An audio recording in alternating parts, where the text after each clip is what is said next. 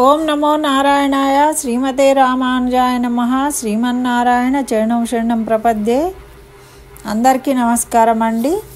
మనము తిరుప్పావై పాసురాలను చక్కగా అనుసంధానం చేసుకుంటూ వాటి యొక్క అర్థ విశేషాలను తెలుసుకుంటున్నాము. అయితే మొదటగా ఆండాళ్ తనియను విన్నపం చేసుకుందాం. నీలాతుంగస్తనగిరితటీ సుప్తముద్బోధ్య కృష్ణం పారార్ధ్యం సంశ్రుతిశతశిరసిద్ధమధ్యాపయంతి స్వోచ్ఛిష్టాయాం సృజనిగళితం యాబలాత్ కుంచభుంక్తే గోదా తస్యై నమ ఇదమిదం భూయ ఏవాస్తు భూయః. ఇప్పుడు చక్కగా మనము పాసర విన్నపం చేసుకుందాం. ఇది 7వ పాసురం అండి.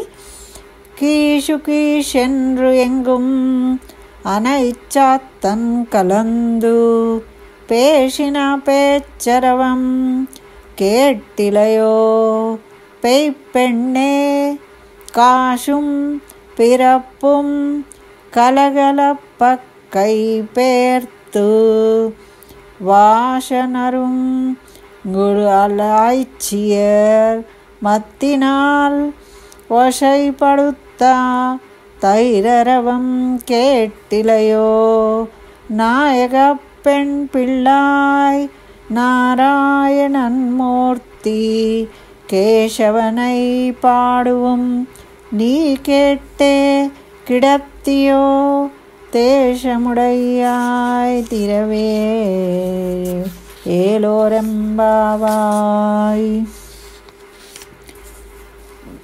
ఈ గోదా గోపిక అందరు గోపికలతోని కలుపుతూ ఇంకో గోపికను మేల్కొల్పడానికి ఇంకో ఇంటికి వెళ్ళిను.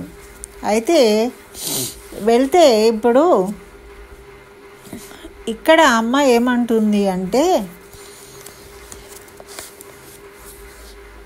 పక్షులు కీచుకీచుమంటున్నాయట. పక్షులు భరద్వాజ పక్షులట. అవి కీచుకీచుమని మాట్లాడుకుంటున్నాయి. నీకు వినబడట్లేదా? ఓ, ఆ గొల్ల పడతులు ఏం చేస్తారు? పొద్దున్నే చీకట్లో లేచి వాళ్ళు చక్కగా స్నానాలు చేసుకొని సిద్ధమయ్యి ఆ పెరుగును జిలుకుతారట. అయితే ఆ గొల్ల పడతులు బంగారం నగలు వేసుకుంటారు మెళ్ళ. ఇంతకుముందు అంటే నగలు వేసుకునేవాళ్ళు వాళ్ళు చక్కగా అన్నీ. మనం ఇప్పుడంటే గొలుసులు, అన్ని బొట్టు గిట్టు, అన్ని పూలు జడలు ఏవి ఉండవు, అన్నీ తీసేస్తారు ఇండ్లల్లో ఉంటే. కానీ అప్పుడు వాళ్ళు అట్లా కాదు, చక్కగా వంటి నిండా ఎన్ని నగలు ఉంటే అన్ని నగలు వేసుకునేవాళ్ళు. రోజు ఇంట్లో ఉండి మంచిగా పూలు నెత్తి నిండా పూలు పెట్టుకునేవాళ్ళు. అట్లా గొల్ల పడతులు ఉండేవాళ్ళు అన్నమాట. అయితే వాళ్ళు ఏం చేస్తున్నారట, పెరుగు చిలుకుతూ ఉన్నారట. చిలుకుతూ ఉంటే అది ఎంత గట్టిగా, స్వచ్ఛమైన పాలు కదా మరి వాళ్ళవి, కాబట్టి నీళ్ళు లేవు కాబట్టి గట్టి పెరుగు కదా, ఇట్లా గట్టిగా చిలుకుతూ ఉన్నారట. చాలా చిలుకుతూ ఉంటే ఏమవుతుంది, వాళ్ళ తలలో ఉన్న పూలన్నీ తల ఇలా ఇలా తిప్పుతూ ఉంటే అన్నీ కింద పడి చిల్లి పడిపోతున్నాయట. అయితే ఆ పూల వాసన నీకు రావట్లేదా? ఇంకా పడుకున్నావేంటి? మరి వాళ్ళు ధరించిన కాసుల పేర్లు ఒక్కొక్కళ్ళు 10 తులాలు ఉంటాయి వాళ్ళ గొలుసులు. మనం ఎందుకు సరిపోతామండి? మనము తులంన్నర కొనడానికే మనకు కష్టం ఇప్పుడు. కానీ వాళ్ళ దగ్గర అట్లా ఉండేది బంగారము. అంతంత బరువులు వేసుకునేవాళ్ళు. అయితే అంత బరువులున్న గొలుసులు వీళ్ళు ఇలా ఇలా తాడు అటు ఇటు అంటూ ఉంటే ఒకదాని మీద ఒకటి పడుతూ సౌండ్ వస్తుందట, ధ్వని. వాళ్ళు ధరించిన కాసుల పేర్ల ధ్వని వస్తుంది, నీకు వినబడట్లేదా? మరి మేము కేశి అనే రాక్షసుణ్ణి చంపిన కేశవుణ్ణి, ఆ నారాయణమూర్తిని సేవించుతున్నాము. ఓ వెర్రిదానా, తెల్లవారు సమయమైనా ఇంకా మొద్దు నిద్ర పోతున్నావేమిటి? మేము శ్రీకృష్ణుణ్ణి కీర్తిస్తూ ఉన్నాం, మా పాటలు కూడా వినబడట్లేదా నీకు? ఆ శ్రీకృష్ణుని యొక్క గుణగణాలను మేము కీర్తిస్తూ ఉంటే లేచిరా, ఇంకా వినబడట్లేదా నీకు, ఓ వెర్రిదానా అని పిలుస్తూ ఉన్నారు. అట్లా అయితే మరి ఈ గోపిక ఓ తేజోవంతురాలా అంటున్నారు. ఈమెనట బాగా తేజోవంతురాలట. మరి ఈ గొల్లపడుచు అంతకుముందు నిన్న చెప్పుకున్న గోపికనేమో ఎటువంటిది కొత్తగా వస్తూ ఉందట, వీళ్ళ గ్రూప్లో కొత్తగా చేరుతూ ఉందన్నమాట. ఆమెకి తెలియదు ఏమి, కానీ ఈమె కొంచెం అంతకుముందు ఇందులోనే ఉన్నదన్నమాట. కాబట్టి అనుభవం ఉంది ఈమెకు. ఈమె ఎటువంటిది అంటే తేజోవంతురాలట, అంటే కొంచెం బాగానే తెలుసు అన్నమాట ఈమెకి. మరి ఈ తెలిసిన గోపికను వీళ్ళు నిద్రలేపుతూ ఉన్నారు. మరి ఇక్కడ భారద్వాజ పక్షులు మాట్లాడుకుంటున్నాయంటే, పక్షులు మాట్లాడుకుంటాయండి. పక్షులు చాలా ముఖ్యమైనవి. మనం ఎన్నో కథలలో వింటాం పక్షులు పాత్ర ఉంటుంది తప్పకుండా. ఎన్నో కథలలో, ఏ భారతం కథలో చూసినా, రామాయణం కథలలో చూసినా ఈ పక్షుల గురించి తప్పకుండా ఉంటుంది. అంటే ఎందుకు మరి అట్లా అంటే, పక్షులు చాలా పవిత్రమైనవి.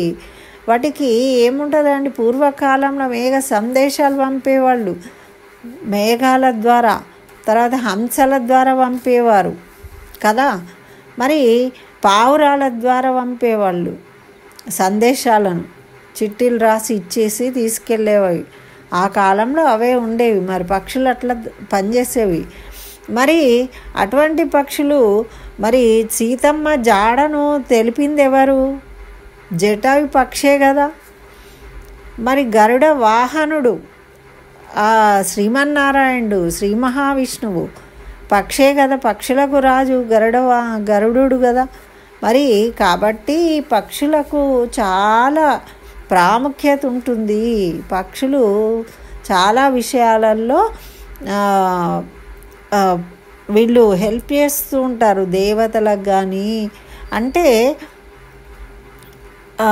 సమాచారాన్ని అందిస్తూ ఉంటాయన్నమాట పక్షులు. అట్లా మరి ఇవి మాట్లాడుకుంటున్నాయట. వీటి పేరు భరద్వాజ పక్షులట. ఏం మాట్లాడుకుంటాయి అంటే, పక్షులు కూడా భగవంతుడిని కీర్తిస్తాయట. మరి ఇట్లా మామూలు పక్షులు కాదు ఇవి. వాటి మాటలు మామూలు మాటలు కావట. భరద్వాజుడు అనే ముని ఉండేవాడు. ఆ ముని వేదాలను, అన్ని శాస్త్రాలను అన్నీ చదివిండు. అయితే ఆయన ఎన్నో సంవత్సరాలు, వేల సంవత్సరాలు చదివిన తర్వాత ఇంకా చదివింది తృప్తిగాక, అప్పుడు బ్రహ్మదేవుణ్ణి నాకు నీ ఆయుష్ అయిపోయింది అంటే నాకు ఇంకా ఆయుష్ ఇవ్వండి, నేను ఇవన్నీ చదవాలి అని అడిగిండట. అడిగితే అప్పుడు మళ్ళా ఆయుష్ ఇచ్చిండట. అట్లా 10,000 సంవత్సరాలు ఈ శాస్త్రాలు అర్థం చేసుకోవడానికి వేదాలు, ఉపనిషత్తులు ఇవన్నీ చదువుతూనే ఉన్నాడట. వేదాలను చదువుతూనే ఉన్నాడట. కానీ 10,000 సంవత్సరాలు శాస్త్రాధ్యయనం చేసినా కూడా అది సంతృప్తి కలగలేదట. ఇంకా ఉంది. అప్పుడు బ్రహ్మదేవుడు వచ్చిండట. వచ్చి, ఏమయ్యా, ఇంతగానం నువ్వు పెంచుకుని చదివినా కూడా నీకు ఇంకేం కాలేదు కదా, ఇదేంటిది, నేను ఎంత చదివినా కూడా ఇంకా మిగిలిపోయే ఉంటుంది అంటే, అప్పుడు బ్రహ్మదేవుడు ఏం చెప్పిండట, ఆయన అండి ఇట్రా నేను చెప్తా నీకు అని చెప్పి తీసుకుపోయి పెద్ద కొండ దగ్గరికి తీసుకుపోయిండట. తీసుకుపోయి ఇక్కడ ఉన్న మట్టిని తీయి అన్నాడట. చేయితోని తీస్తే ఎంత వస్తుందండి, చిన్నది. నువ్వు ఇన్ని సంవత్సరాలైనా నువ్వు చదివింది గోయింతే, ఇంకా చదవాల్సిందే ఆ కొండ అంత ఉంటుంది. అట్లా ఎప్పటికీ అనంతమైనది భగవద్ విషయము అనేది అనంతం. దాన్ని మనం ఇక అయిపోయింది అనడానికి లేదు. మనం ఇప్పుడు వింటాం, మళ్ళీ సంవత్సరం వింటాం, ఎప్పుడు మనకు కొత్తగానే ఉంటుంది. మళ్ళీ అన్ని కొత్త విషయాలు ఉంటాయి. అందులో కొత్త కోణంలో మనము దాని గురించి ఆలోచిస్తాం. కాబట్టి అట్లా ఒక్కసారి చూడగానే అర్థమైపోయేవి కాదు ఇవి. భగవద్ విషయం అనేది అలా ఉంటుంది. కాబట్టి అంత తొందరగా సరిపోదు అని చెప్పిండట. అటువంటి గొప్పది భగవద్ విషయము అని ఇక్కడ తెలియజేస్తున్నారు. మరి భాగవత సేవ వైష్ణవ సేవ. మరి భక్తుల నుండి వాళ్ళు చెప్పే భగవద్ విషయాలు మనం వింటూ ఉంటాం కదా. అటువంటి మహామునికి వేదాలు అధ్యయనం చేసిన వాడికే కాలేదంటే ఇక మనమేంటి చెప్పండి? మనం ఏ శాస్త్రాధ్యయనం చేస్తాం, చేయగలుగుతాము? మనతోనైతుందా? కాదు. మరి ఏం చేయాలి? భక్తుల నుండి ఇలాగే ఒకళ్ళకి తెలిసిన విషయాలు ఇంకొకరి ద్వారా సత్సంగం చేస్తూ విషయాలను పంచుకుంటూ వినాలి. అందుకే మీరు లైక్ చేయాలి, షేర్ చేయాలి తప్పకుండా. అయితే ఇట్లా వింటూ ఉంటే మనకు ఏమవుతుంది? శాస్త్రాధ్యయనం పట్ల ఆసక్తి కలుగుతుంది. అలా వినడం వల్ల శ్రవణానందం అవుతుంది. మనము ఇంకొకరికి కూడా చెప్పడం వల్ల, అంటే మన మాట ద్వారా చెప్తూ ఉన్నాము, చెవుల ద్వారా వింటూ ఉన్నాము, కళ్ళతోని చూస్తూ ఉన్నాము. చూడండి, అంటే మనకు అన్నీ దిద్దుబాటు అవుతున్నాయా లేదా? మనలో ఉన్న బాహ్య నిగ్రహము, బాహ్య అవయవ నిగ్రహం అవుతుంది, అంతరేంద్రియ నిగ్రహం అవుతుందా లేదా? అంటే ఈ ఆసక్తి కలగడం వల్ల, దీన్ని ఆచరించడం వల్ల. ఇప్పుడు అక్కడేమో చెప్పింది, పోయిన పాసనంలో ఏం చెప్పింది? ఈ విధంగా చేస్తే ఇట్లా అవుతుందని. మరి ఇంకా ఏం చేస్తాడట ఇక్కడ? శ్రీమన్నారాయణుడు కేశి అనే రాక్షసుని చంపాడు అని చెప్తున్నారు. ఆ కేశి అంటే ఎవరు? గుర్రం రూపంలో ఉంటాడు. మరి కేశి రాక్షసుని చంపిన కేశవుడు అంటే గుర్రం దేనికి ప్రతీక? గుర్రము అనేది కోర్కెలకు ప్రతీక. దానికి కోర్కెలు అనేవి ఏమంటారు? గుర్రం వలె కోరికలు పరిగెత్తుతూ ఉంటాయి. కోరికలే గుర్రాలైతే అని పాట ఉందిగా. మరి గుర్రాలై పరిగెత్తుతూ ఉంటాయి మన కోరికలు. ఒకటి కాగానే ఒకటి, అంత ముందా ఒకటి వస్తుంది, ఈ చీర కొనుక్కోవాలి, చీర కొనుక్కుంటే దాని జాకెట్ కొనుక్కోవాలి, దాని జాకెట్ కొనుక్కుంటే దానికి తగినట్టు నగలు కొనుక్కోవాలి. అవన్నీ వేసుకున్నాక ఒక ఫంక్షన్ కావాలి, దానికి మనం వెళ్ళాలి, అందరు చూడాలి, మనం మెచ్చుకోవాలి. ఇట్లా కోరికలు ఒకటి తర్వాత ఒకటి వస్తూనే ఉంటాయి. ఏదైనా ఇందులో ఒకటి మనం అనుకున్నది జరగకపోతే అసంతృప్తి పోయి ఏమవుతుంది? నిరాశ. అయితే మనము దీన స్థితిలో ఉంటాము. లేదు అంటే కోరికలు నెరవేరనప్పుడు మనం కోపం వస్తుంది. కోపము, కసి, పగ, అంటే ఇవన్నీ ఏంటి? పోతూ ఉన్నాయిగా. అటువంటి కోరికలను నిగ్రహిస్తాడట. మరి ఈ శ్రీ మహావిష్ణువు ఏం చేస్తాడు? మనలో ఉన్న కోరికలు అనే వాటిని, ఈ రాక్షసుడిని చంపాడంటే మనలో ఉన్న కోరికలను సంవరిస్తాడు. ఎప్పుడు? మనము ఆ శ్రీమన్నారాయణ యొక్క నామాన్ని కీర్తించినప్పుడు. మనం ఈ కోరికలు కోరుకోవట్లేదు, ఆయన నామాన్ని కీర్తిస్తూ ఉన్నాము. ఇటు మళ్ళీపోయింది మనది, మన దృష్టి మరలింది వాటి మించి భగవంతుడి మీదికి. ఎప్పుడైతే భగవంతుడి మీదికి పోయిందో ఈ కోరికలన్నీ పోయినాయి. కాబట్టి అప్పుడు ఆటోమేటిక్గా క్షేమము, అంటే బాహ్య అవయవాల నిగ్రహం అవుతుంది, అంతరేంద్రియ నిగ్రహము అనేది, శమము దమము అనేది కలుగుతుంది. ఈ విధంగా కోరికలను తొలగిస్తాడు ఆ భగవంతుడు అని మనకు ఇక్కడ తెలియజేస్తున్నారు. మరి నిత్యకృత్యాలు మనం ఏం చేయాలన్నారు? భగవదర్పణతో చేయాలన్నారు. మరి ఎప్పుడు ఈ పనులు భగవద్డి పనే చేస్తూ పూజలు చేస్తూ కూర్చుంటే మనం ఎట్లానండి? వండుకోవాలి, తినాలి, ఇవన్నీ చేయాలి కదా అంటూ ఉంటారు కదా. మరి గోపికలు ఏం చేస్తున్నారు? ఆ గోపికలు పాటలు పాడుతూ చల్లజిలుకుతూ ఉన్నారు. అయితే ఇక్కడ ఇంకొక మాట చెప్తున్నారు. చిలకడం అంటే ఏంటి? జ్ఞానము అనే కవ్వంతో ఆ పెరుగును చిలుకుతున్నారు. ప్రేమ అనే తాడుతోని చిలికితే మనకేం దొరుకుతుంది? అందులో వెన్న. అందుకే వెన్న అంటే ఇష్టం. మన కృష్ణుడికి ఎందుకు వెన్న అంటే ఇష్టం అంటే అది వేదాంత సారము మిగిలింది వెన్న అంటే కృష్ణుడే, మనం పొందేది కృష్ణుణ్ణి అని అర్థం. ఇప్పుడు పాలు అంటే ఏంటి? ఇప్పుడు గోవులు అంటే ఆచార్యులు, వాక్కులు వేదాలు, మరి ఇచ్చే పాలు ఏముంటాయి? జ్ఞానము. గోవులు అంటే ఆచార్యులు, గురువులు. వాళ్ళు చెప్పేటి ఏంటి? వేదాలు చెప్తారు. అవేంటి? పాలు. ఆ పాలు విని విని విని విని విని విని విని మన బాగా వంట పట్టింది అనుకోండి, అంటే మంచిగా తెలుసుకుని ఆహా బాగానే వచ్చేసినాయి నీకు అంటారు. అప్పుడు ఏమవుతుంది? ఆ పాలు చిక్కబడి దృఢమై పెరుగు అవుతుంది, గట్టి పెరుగు. ఆ పెరుగును జిలికితే ఏమవుతుంది అంటే మనకు వెన్న వస్తుంది. అదేవిధంగా ఆ గురువులు చెప్పిన వాటిని వింటూ వింటూ వింటూ వింటూ మన జ్ఞానం కలుగుతుంది. ఆ జ్ఞానం వల్ల మనం అన్నిటినీ అర్థం చేసుకొని ఆ పరమాత్మ తత్వాన్ని అప్పుడు మనము ఆ పరమాత్మను పొందుతాము. వెన్న ఎలా వచ్చిందో ఆ పరమాత్ముడు ఆ విధంగా అని మనకు ఇక్కడ తెలియజేస్తుంది. దాంట్లో ఇంత అర్థం ఉంది. వాళ్ళు సాగర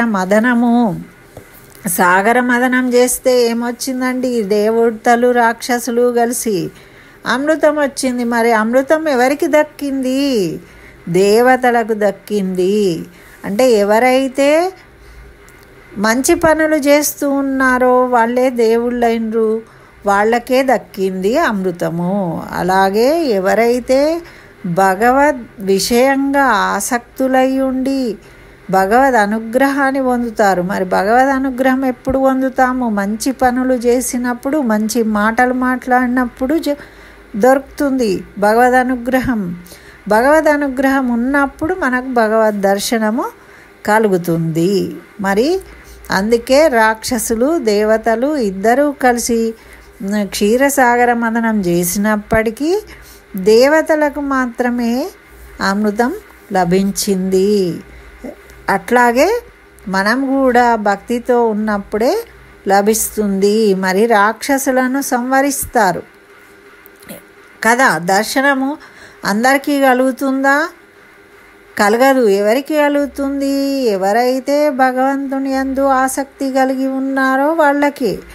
ఇందులో పెద్దవాళ్ళు, చిన్నవాళ్ళు, డబ్బున్న వాళ్ళు, కులము, గోత్రాలు ఇవన్నీ ఏమి లేవండి. రాముడు అడవికి వెళ్ళినా కూడా ఎక్కడెక్కడ వెళ్ళాడు? ఎక్కడో ఉన్న శబరికి దర్శనమిచ్చాడు కదా. ఎంతోమంది మునులు ఎదురు చూస్తే మునులకు దర్శనం ఇవ్వలేదు, కానీ శబరికి దర్శనమిచ్చాడు.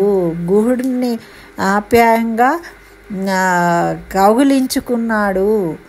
మరి ఎందుకు వాళ్ళకు దొరికింది అంటే వాళ్ళు చేసే కృత్యాలు, నిత్య కృత్యాలు భగవదర్పణగా చేసిన వాళ్ళు చేసే పనులు. ఇప్పుడు ఇక్కడ గోపికలకు ఎందుకు దక్కాడు మరి కృష్ణుడు?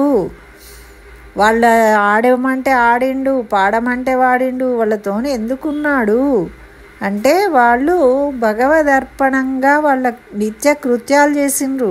వాళ్ళు ఏది చేసినా కృష్ణయ్య కోసమే అంటూ చేస్తూ ఉన్నారు కాబట్టి దొరికింది. మరి మనం ఎన్నిసార్లు చెప్పినా కూడా ఏది చేసినా కూడా కృష్ణయ్య లీలలను చెప్తూ ఉంది, మనం చేయాల్సిందేంటో చెప్తూ ఉంది గోదాదేవి ఇక్కడ. కాబట్టి నారాయణమూర్తిని సేవించుదాము. ఆ కేశవుణ్ణి సంవరించిన నారాయణమూర్తిని మనము సేవిద్దాము రండి అని అందరినీ పిలుస్తుంది, మనను కూడా రమ్మంటుంది. ఈ రెండో గోపికను కూడా మేల్కొల్పితే ఈ గోపిక కూడా వీళ్ళతోని కలిసి వీళ్ళందరూ కలిసి చక్కగా మూడవ గోపికను నిద్రలేపడానికి వెళ్తూ ఉన్నారు. అయితే ఇక్కడ శాస్త్రాలు వినడము, అనుమానంచే గ్రహించడము, గురూపదేశము ఇట్లా ఉంటాయి. అంటే శాస్త్రాలు వింటాం మనం. ఫస్ట్ శ్రవణం విన్న దాంట్లో డౌట్లు ఉంటే అడగాలి. అప్పుడు గురూపదేశం జరుగుతుంది. అని మనకు ఈ 2 పాసురాలలో తెలిసింది ఏంటి? మనకు శాస్త్రాలు వినండి, అనుమానాలు ఉంటే అడగండి, గురువు ఉపదేశాన్ని పొందండి, అట్లా మీరు తరిస్తారు అని మనకు గోదాదేవి మార్గాన్ని చూపిస్తూ ఉన్నది. మరి ఇంకో గోపికను రేపు ఇంకొక పాసురాన్ని తెలుసుకుందాం. స్వస్తి. జై శ్రీమన్నారాయణ. సర్వం శ్రీకృష్ణ చరణారవిందార్పణమస్తు.